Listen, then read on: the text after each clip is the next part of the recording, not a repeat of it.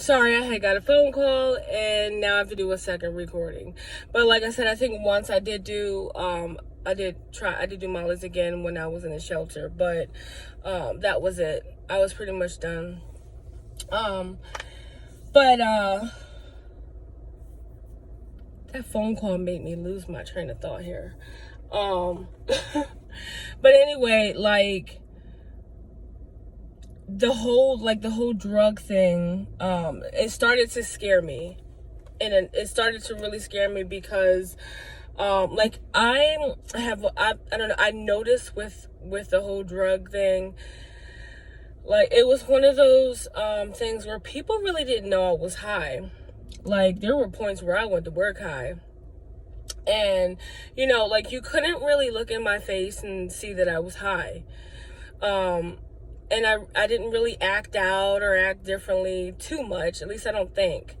And that scared me. Like I started thinking about my dad. And my dad, like my whole life, I think he's always been high, and just no matter where we were, like he was high. And you couldn't really tell that my dad was high. So I started thinking about him and how I never knew that he was high, and that scared the living shit out of me. Like I didn't want to be like him.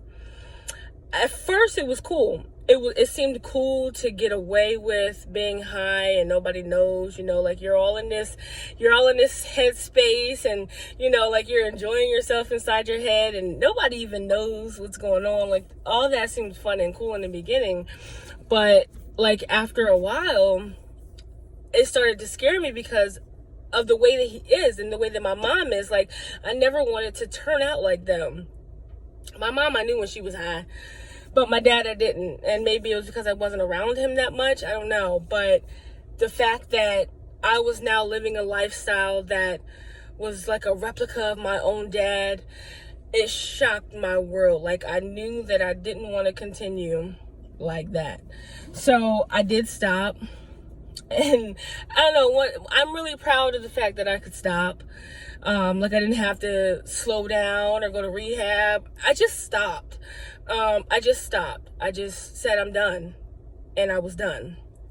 And like this guy that I went to school with that I seen a couple weeks ago, he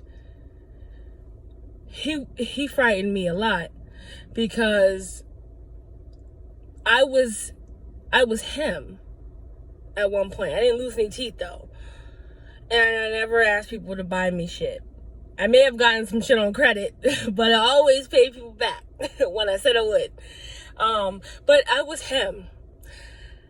Like I was legit him. And like my drug habits didn't get that bad, but I could have gone, I really could have gone left field like that. And I see so many of people that I grew up with who are just strung out. They're strung out. They are just so